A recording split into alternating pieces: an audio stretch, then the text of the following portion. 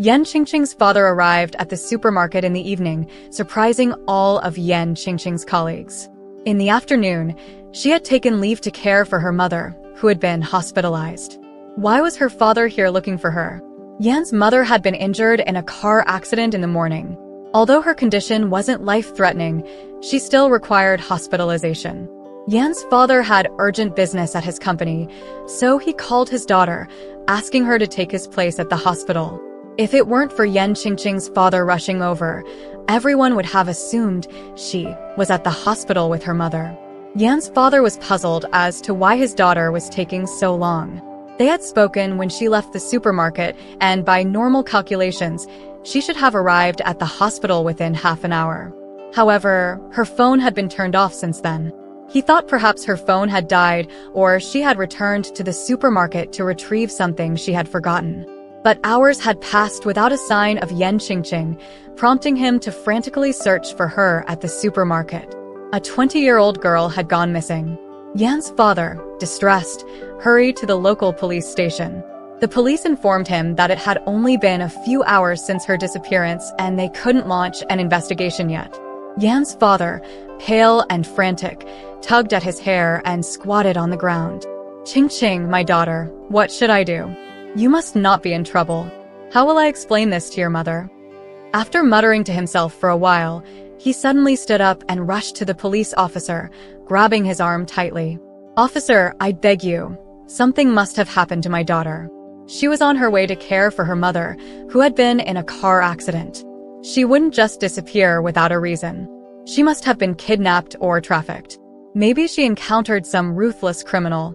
I can't even bear to think about it. What should I do? Please, the longer we wait, the more danger she is in. Please." As he spoke, he attempted to kneel before the officer, who quickly supported him. Seeing Yan's father's desperation, the officer patiently recorded the details of the incident and gave him his contact information, promising to report to his superiors immediately and to stay in touch. Yan's father, suppressing his immense sorrow, forced a smile while caring for his injured wife. He lied to her, saying their daughter had gone out of town with the supermarket manager to inspect goods and would be back in a few days. Because there was so much to handle during the procurement trip, she had said that since her mother was not in serious condition, she would spend more time with her once she returned. This made Yan's mother grumble that her daughter was heartless. The director of the Public Security Bureau, Lu Li, was deeply concerned and anxious as he received the report about Yan Qingqing's disappearance from the officer who took the initial report. Although Yan had only been missing for a few hours, Director Lu took this case exceptionally seriously. Director Lu had been assigned to the bureau in October 2011. When the city bureau chief sent him to his post, he earnestly reminded Lu to maintain stability in the district and to intensify efforts to combat all types of crime, ensuring the safety and interests of the local residents. Up to now, Director Lu had been in his position for almost 3 years, during which 4 disappearance cases had occurred. The first 3 cases remained unsolved, and now a young woman had mysteriously disappeared. It was impossible not to feel anxious. Director Lu quickly picked up the phone and began to arrange and deploy resources. Maintaining stability in the region was his responsibility, and he always remembered his honorable yet arduous mission.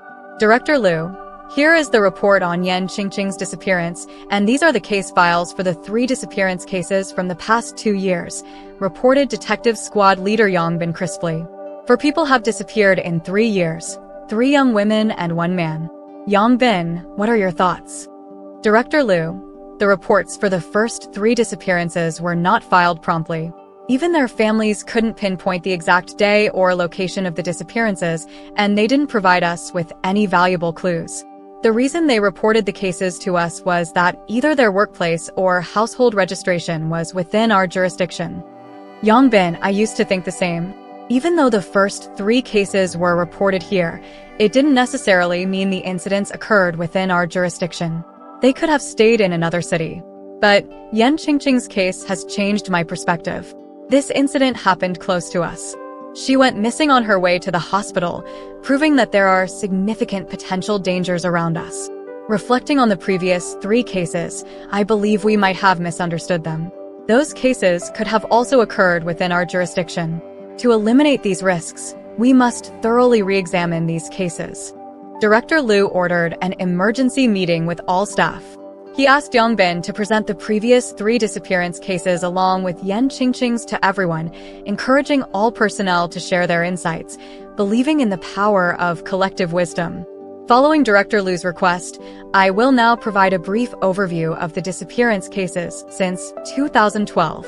Some of you may be familiar with them, while others, especially new colleagues, need to take careful notes and consider them thoroughly.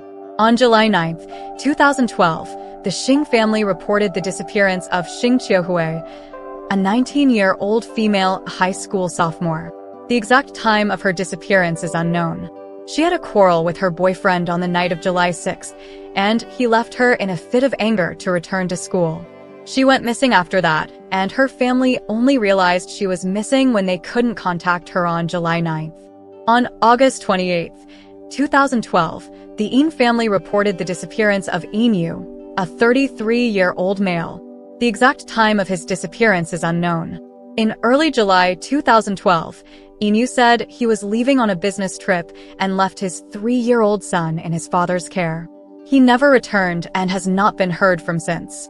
On September 10, 2013, Wang Yusu, a 22-year-old female whose household registration was in another province, was reported missing. She worked as a waitress at a hotel in our district. Her roommate reported her disappearance, but the exact date is unknown because Wang often stayed out, and they did not see each other regularly. On August 6, 2014, Yan's father reported Yan Qingqing missing. She is a 20-year-old female supermarket clerk. The disappearance occurred between 2 p.m. and 4 p.m. Let's discuss our thoughts and make bold assumptions. Many cases are solved through unexpected leads. It's not about what you can do, but what you can imagine. Let's think creatively and actively share our ideas. The attending officers began to discuss animatedly, while Director Liu and team leader Yang Bin patiently took notes. These 4 disappearance cases don't seem related at first glance. I think Xing Qiuhui, who went missing in 2012, might have disappeared locally like Yan Qingqing. She was just a high school student with no reason or means to leave town. We should focus on gathering more local clues. Let's start with Yan Qingqing's case. There were no leads at the time for the previous cases, making it even harder to find any now. In my opinion, the disappearance of these 3 girls is likely related to romantic relationships. Kids nowadays are unpredictable and might take drastic actions. It's better to start by looking into their boyfriends. What about Inu? A grown man went missing without any ransom demands. Maybe he went into hiding to avoid debt or got involved in something shady and cut off contact with his family. Am I right? Hey, pay attention. Look at these 3 missing girls. Don't they look a bit similar? Indeed. I hadn't noticed it from individual photos, but putting them together, there is a resemblance, especially around the eyes. Could this be the work of a psychopath? Maybe the perpetrator was rejected by one of these beauties or couldn't get their attention and took it out on girls who looked similar. But how do we explain the missing man? Could Inu be the mastermind behind these cases? Maybe he went into hiding to avoid suspicion while secretly orchestrating the later disappearances. He might have carried out the 2013 and 2014 cases in secret, making it seem like he had already disappeared. Does that sound possible? You have quite an imagination. How could a person hide without leaving any trace? It's not that easy. You must have read too many detective novels. I think it's unlikely. Given that the missing girls look alike, there must be a connection to their appearance. Could this be a series of crimes triggered by envy or jealousy? But then there's the missing man. Maybe his case is separate and unrelated to the others. The speculations grew increasingly wild, but Director Liu and team leader Yang Bin listened carefully, taking detailed notes and contemplating the theories.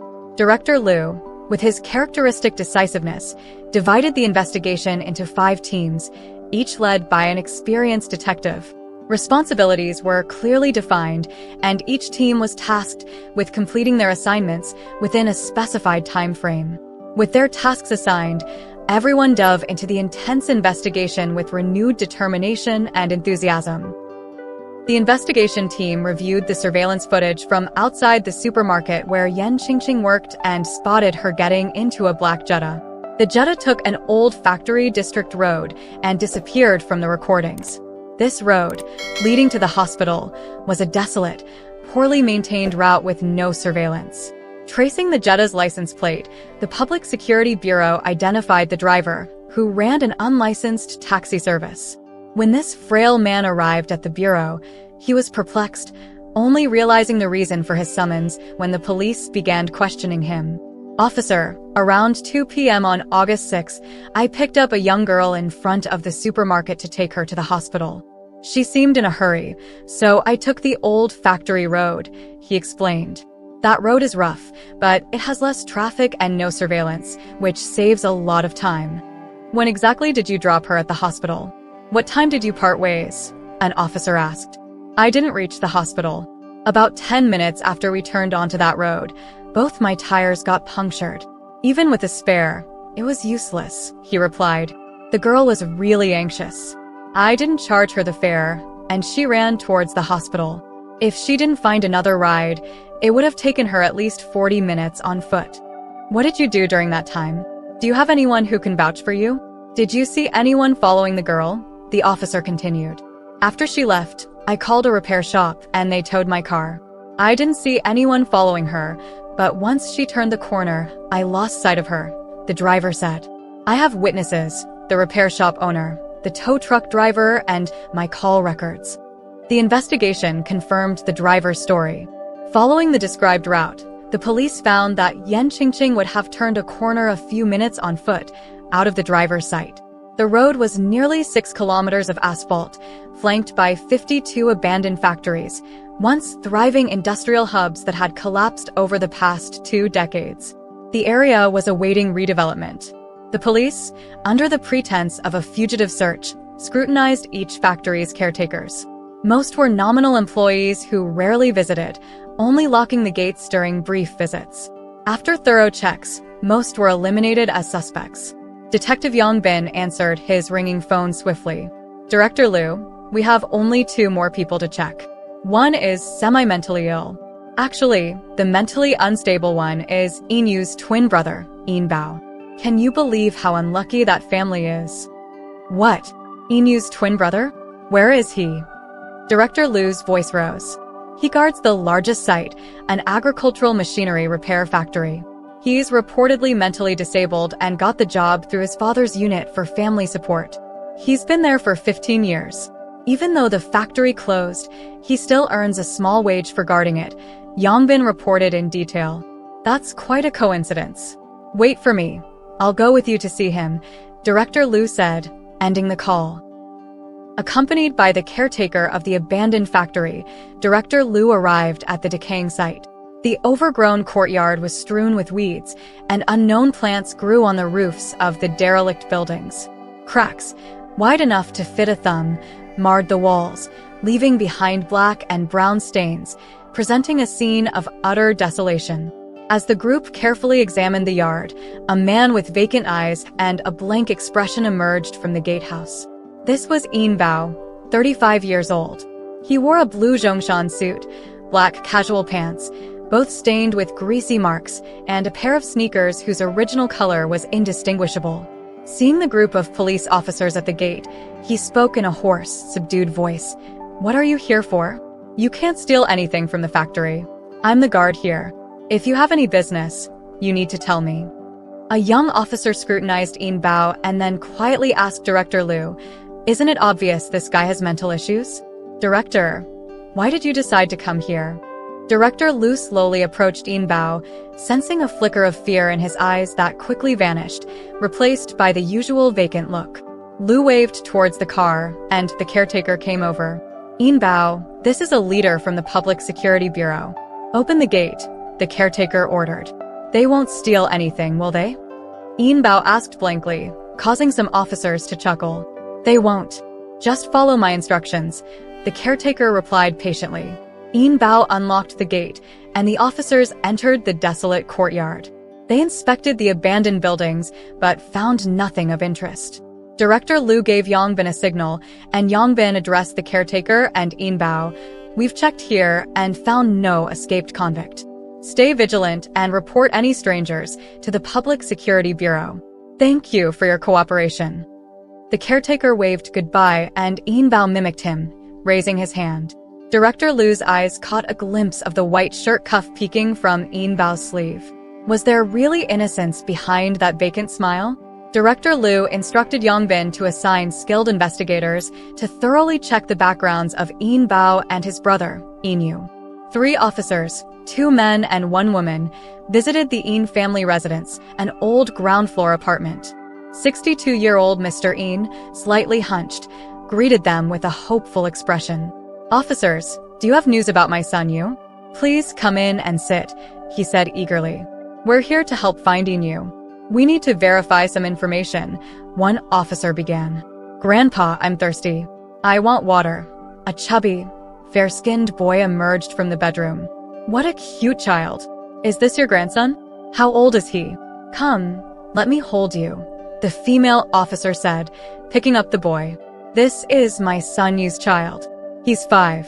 2 years ago, you asked me to take care of him because he was going on a business trip. Then he disappeared," Mr. Yin said sorrowfully. "Why isn't the boy's mother looking after him?" the female officer inquired. "Alas, his mother left when he was 2, after divorcing you. You was raising him alone," Mr. Yin replied, reluctant to dwell on the past. "Mr. Yin, we don't want to upset you, but we need to understand more about Yu's disappearance. Please tell us everything you can," the female officer requested gently. Mr. Yin rubbed his dry eyes and nodded slightly, ready to share his story. Mr. Yin began his long recollection. He said that 1979 was the happiest year of his life because his wife gave birth to twin boys in August. The couple was overjoyed, and their neighbors were clearly envious. Having twin sons in one birth felt like a gift from heaven.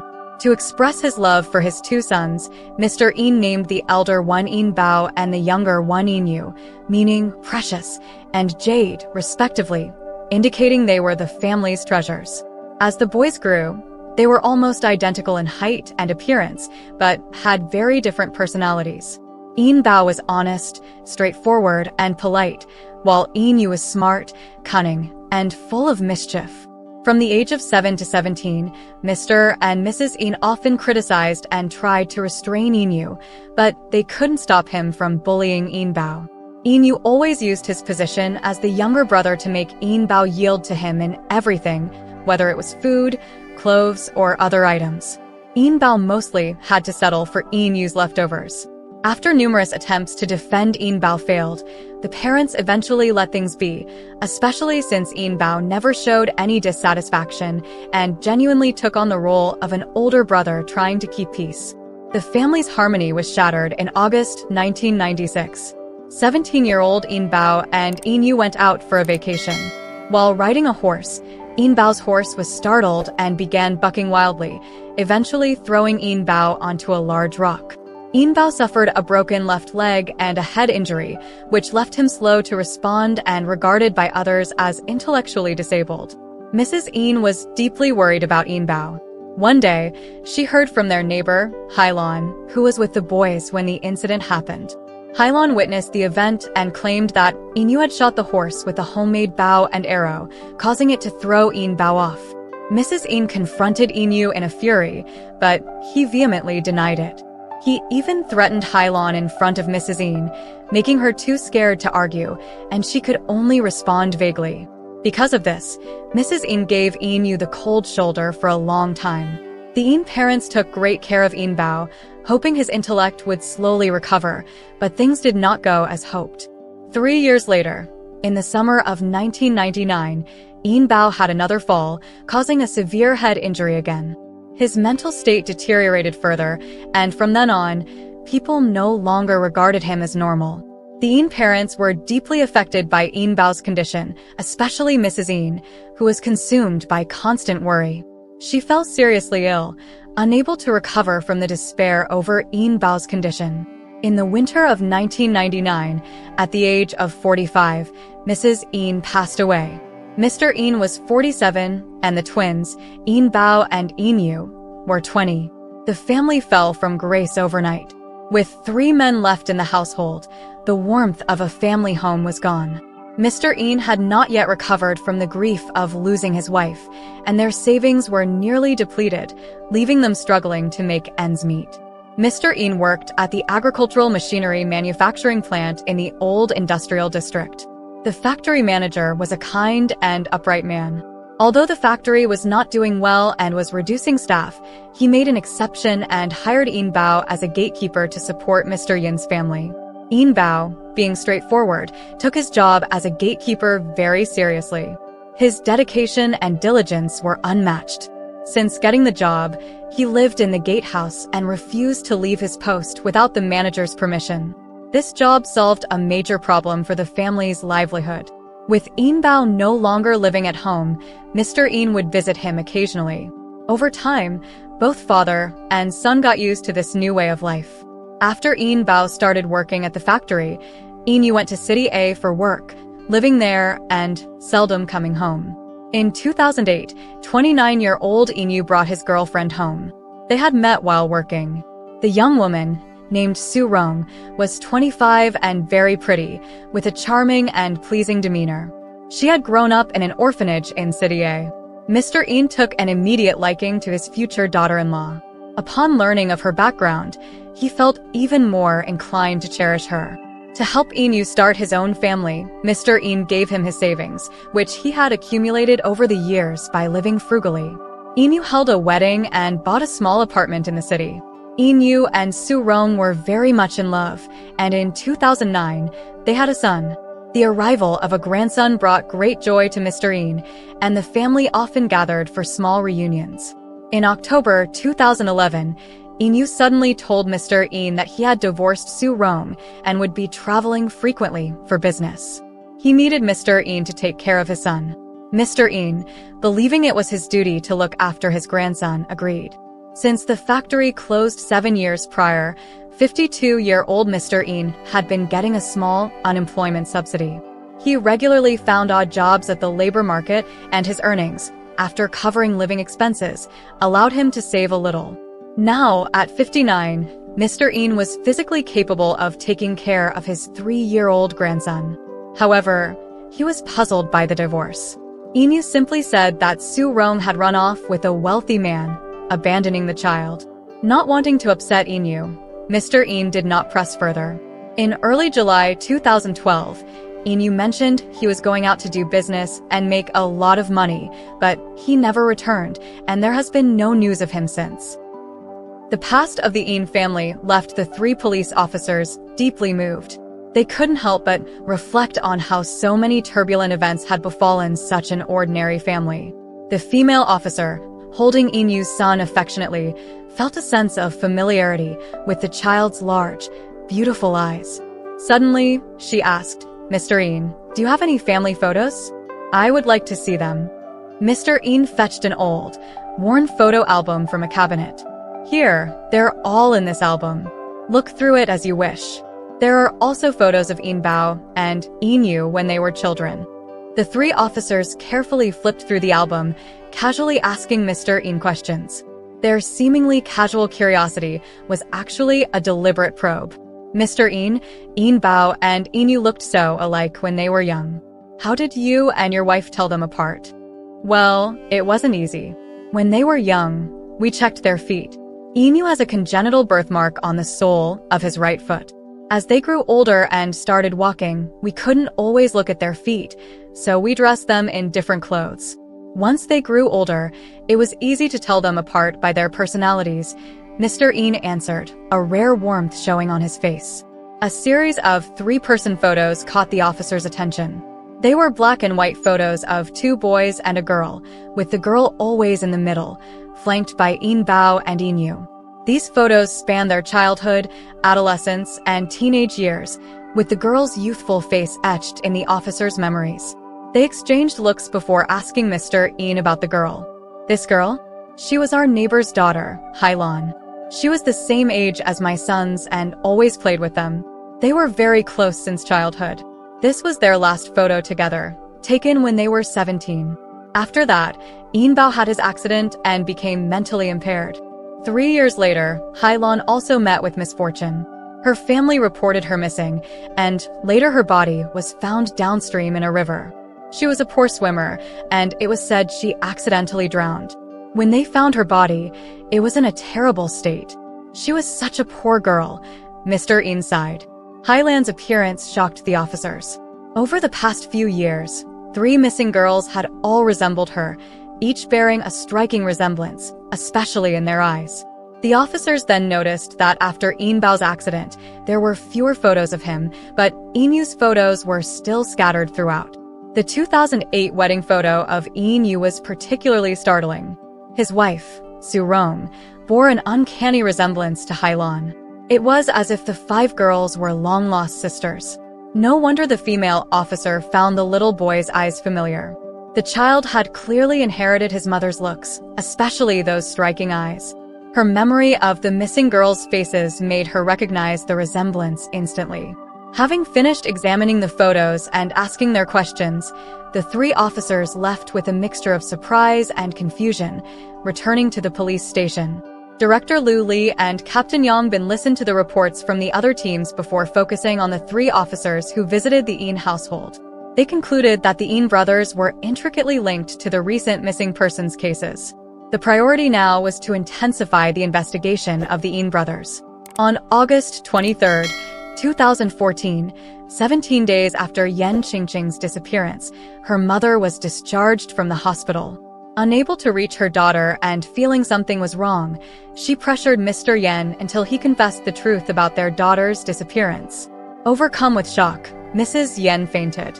Upon regaining consciousness, Mrs. Yan, distraught and hysterical, rushed to the police station, refusing to leave until they rescued her daughter. She blamed herself, believing her accident had led to her daughter's fate, and tearfully begged the police to save her. Her relentless pleas and tears moved everyone, leaving the officers with a deep sense of sorrow. On August 27, 2014, it had been 21 days since Yan Qingqing's disappearance. Director Liu Li convened another investigation meeting. After listening to detailed reports from each team, the situation became clear, and he decisively ordered the arrest of Yin Bao. When the police cars sped to the agricultural machinery repair factory, the gates were locked, and Yin Bao, the gatekeeper, was not present. The police then drove to the Yin family home. Rushing into the house, they found Yin Bao, seemingly simple-minded, having a meal with his father. Despite his feigned stupidity, the police quickly handcuffed him. Mr. Yin, bewildered, shouted, "Officers, you've made a mistake. He's mentally disabled. How could he have committed any crime? He's been the factory gatekeeper for 15 years, and this is the first time he's come home to have a meal with me. Could something have happened at the factory while he was away? Mr. Yin, he isn't your Yin Bao. He is Yin Yu. Once he confesses, you'll understand everything," one officer explained before leaving with the stunned Mr. Yin behind. During the interrogation, Yin Yu continued to act mentally disabled and remained silent. Yang Bin, noticing his defiant attitude, slammed a thick pile of evidence on the table. "If you don't want to confess, let our officers tell you what happened. Stop pretending. We have enough evidence to prove your crimes. You are Yin Yu, not the mentally disabled Yin Bao. We discovered your true identity thanks to cooperation from various sources. Director Liu noticed your eyes were unusual when we searched the factory. Seeing the photos at your home revealed that your friend Hailan and your wife Su Rong looked remarkably alike. Tragically, one drowned and the other disappeared. Coincidentally, the 3 missing women from the past 3 years, Xing Qiuhui, Wang Yusu, and Yan Qingqing, all resembled Hailan. Do you think it's mere coincidence? 3 years ago, your name appeared in a missing persons case. We suspected you killed your brother and assumed his identity. Your factory manager confirmed the physical exams for employees, including an X-ray of your legs. You had external scars, but no broken bones. A cardiologist specifically asked you to remove your right sock. You tried to remove the birthmark, but our doctors noticed the subtle differences in your foot. We checked all local cosmetic clinics and found no records of you, but we remembered you worked in City A. In City A, Dream Beauty Clinic had records of Ian Bao's visit to remove a birthmark from his right foot and create a 25 centimeters scar on his left thigh. This was your doing, wasn't it? Ian Bao didn't need these procedures. We secretly verified with your father. You were in City A from July 15th to 19th, 2012. Your father mentioned your son's kindergarten reported a sudden infectious disease, requiring parents to keep their children home for a week. This was your setup, wasn't it? You wanted to prevent your father from visiting Ian Bao. We suspect you had already killed Ian Bao, using your son to keep your father occupied. Your father noticed nothing amiss.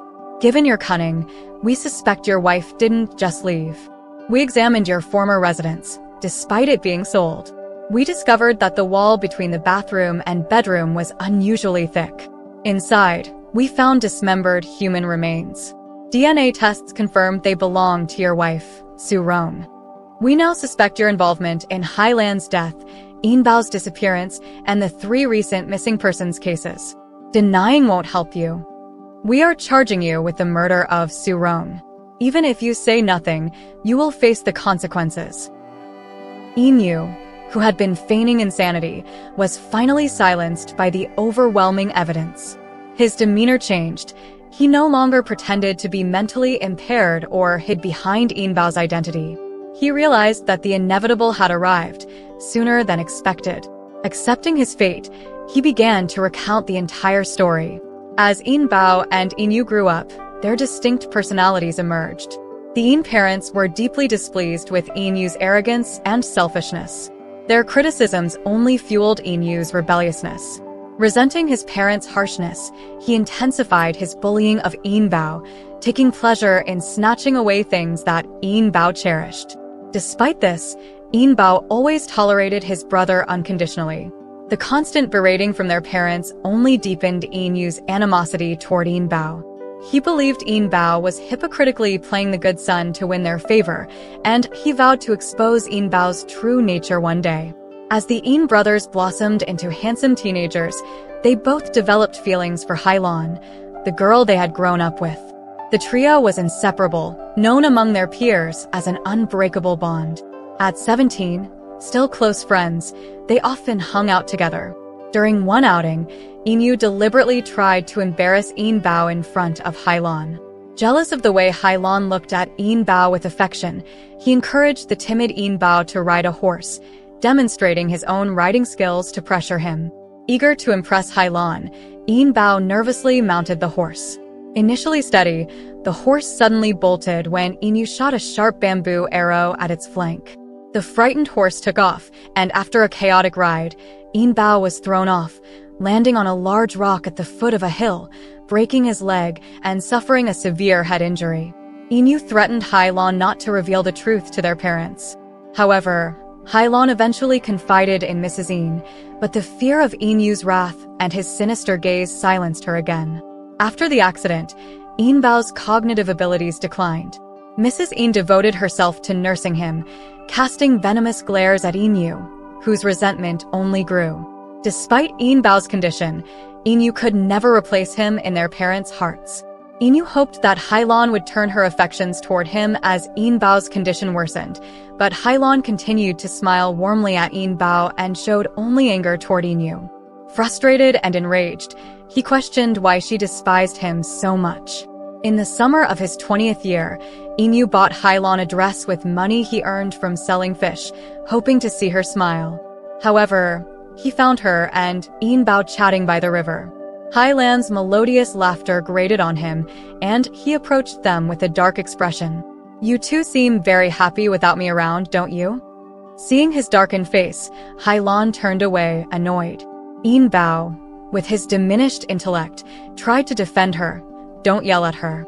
She's good. You're bad. Get lost, you idiot. You think you can boss me around like a big brother? Dream on." Ian Yu shoved Ian Bao aside and advanced on Hailan. Startled, she backed away toward the river. Ian Bao grabbed Ian Yu's arm, and the two brothers wrestled.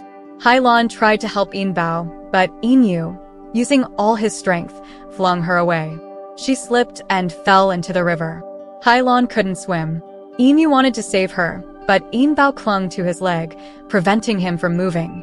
In a fit of rage, Inu repeatedly struck Inbao's head. Inbao eventually released his grip, but by then, Hailon had been swept away by the current. Filled with regret, Inu pounded his head in despair as he watched the river carry her away. The incident further damaged Inbao's already fragile mind, especially after being struck by Inu. Days later, Hailon's body was found downstream. Inu's remorse remained a secret. Mrs. In fell ill and passed away by the end of the year. Inbao, needing care, was placed as a gatekeeper at his father's factory, while Inu moved to City A for work, seeking to escape his troubled past. Hailon's death and Inbao's worsening illness did not cause much of a stir. Everyone thought it was just an accident, never suspecting there might be hidden motives. Inu learned to restrain his emotions during his years of working outside, knowing to please those around him to survive. He met the orphaned girl Su Rong during his work. Due to Su Rong's striking resemblance to Hailon, Inu couldn't control his feelings and passionately pursued Su Rong. Inu's sincerity touched Su Rong, and they eventually ended up together. Inu and Su Rong finally married in 2008 and had a son in 2009. What should have been a happy family was gradually disrupted by the demons Inu was starting to wrestle with. Inu gradually revealed a selfish, cunning, and melancholic nature after marriage, which Su Rong became increasingly dissatisfied with, leading to a growing rift between them. Su Rong found herself exhausted from managing household chores alone while caring for their child, while Yijin struggled to make ends meet with his job, intensifying their conflicts due to their impoverished circumstances. Arguments and fights became commonplace. When their child, at the age of 3, mischievously scalded themselves with hot water, Su Rong was scolded harshly and slapped by Yijin. Feeling both aggrieved and distressed for her child, Su Rong's pent-up resentment finally erupted. After a heated argument, Su Rong decided to divorce, declaring that she had endured such a life for far too long. Inu's eyes turned red when he heard such words. He had drunk enough wine, so he rushed over and grabbed Su Rong's neck, shouting loudly, "You stinky women are all the same. No matter how good I am to you, it's useless. You always look down on me in your heart. You are all high-minded and low-skilled bitches. You are all damn bitches." Inu's hands kept exerting force until Su Rong stopped breathing. Su Rong's death frightened Inu out of his drunkenness. He was afraid that he would go to jail and pay for his life, so he cruelly dismembered his wife Su Rong. He boiled the meat in a pot and threw it away separately, and he built the bones into the wall of the bathroom. After dealing with Su Rong's body, he no longer wanted to live in such a house, so he made up the fact that his wife eloped from home. Then he sold the house at a low price and moved to Yin's father's house. At this time, Inu's temperament changed drastically. He could not control the hatred and resentment in his heart. He knew that he had a mental problem. In order not to worry his father and not to scare his son, Inu often stayed alone in Inbao's guard room. He also often walked around in the empty and desolate yard. The quiet environment gave him a brief tranquility and peace in his heart. Inu often came to Inbao's place. He wandered around in the yard and made new discoveries. The wall of a corner at the deepest part of the yard collapsed and connected to the adjacent pharmaceutical factory, which had an underground storage room in its factory building. When Inu was upset and could not control his emotions, he would hide in it for a long time and was never discovered. Because the gatehouse of the pharmaceutical factory was too far away from here and the gatekeeper was often absent, it was equivalent to no one guarding here. On the evening of July 6, 2012, Inu walked towards the agricultural machinery repair factory in an irritable mood. Inu ran into Xing Qiuhui, a 19-year-old high school girl. In the dim light of the street lamp, he found that the girl looked very much like Hailon and his wife Su Rong. He saw that there was no one around, so he strangled the girl's neck and took her to the guard room. In order to facilitate entry and exit, Inu had already made Inbao's key. He opened the door and took the girl to the depths of the yard. Originally, Inbao always slept soundly every time he came, but Inbao didn't sleep on this day. When Inbao saw the girl's face, he unconsciously followed Inyu's steps until he walked into the underground storage room of the pharmaceutical factory. The girl's crying stimulated Inbao, and Inbao rushed over to fight with Inyu for her. Inyu was afraid that the matter would be exposed, so he picked up a brick from the ground and hit Inbao's head, and Inbao fell to the ground. Inyu came closer to take a closer look at Inbao's situation, but Inbao had no breath. Seeing this, the girl next to her screamed unconsciously, which made Inyu kill her again. Inbao and Xing Xiaohui, two poor people, died just like this. Inyu buried both bodies at the root of the wall behind the factory. From then on, Inyu took great pains to dress herself up as Inbao. After Yin's father couldn't contact Inyu for a long time, he went to the Public Security Bureau to report the case. Inyu lived in the guard room as Inbao, and he would go out from time to time to pick up some scraps for money. He also had an affair with a nearby auto repair shop, and often scattered some nails on the nearby road. When a car with a punctured tire went to the repair shop for repair, the owner of the repair shop would pay Inyu labor fees according to a certain proportion. Inyu often gave them money he saved to Yin's father.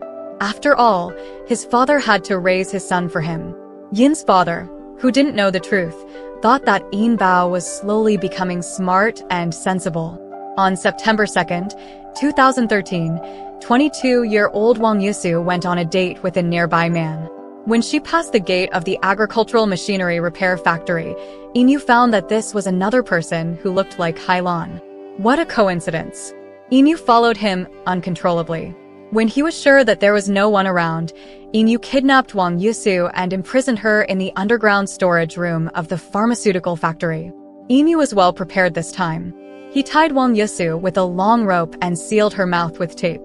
He mistook Wang Yusu for Hailan, insulted and beat her wantonly, and vented his animal desires on her. Wang Yusu lived an inhuman life in this dark basement. Wang Yusu lived in the basement for 5 months. Seeing that there was little hope of being rescued, she could not bear the humiliation and died by hitting the wall while Inyu was away. Inyu also buried her body at the root of the wall behind the factory. Inyu did not reflect on his sins at all. Instead, he felt that committing crimes gave his life a new taste. Whenever he thought of the moment of catching prey, he felt that his blood was surging and his spirit was lifted. He enjoyed it and was always spying and patrolling outside. He kept looking for the next target of his favorite crime. On the afternoon of August 6, 2014, a car carrying a girl had its tire punctured by a nail. The girl in the car got off the car in a hurry. Inyu only glanced at her from a distance, and his heart immediately became excited. This is another girl who looks very much like Hailan. This girl is 20-year-old Yan Qingqing. Inyu secretly followed Yan Qingqing until the car behind was completely out of sight. Inyu attacked Yan Qingqing after confirming that there was no one around.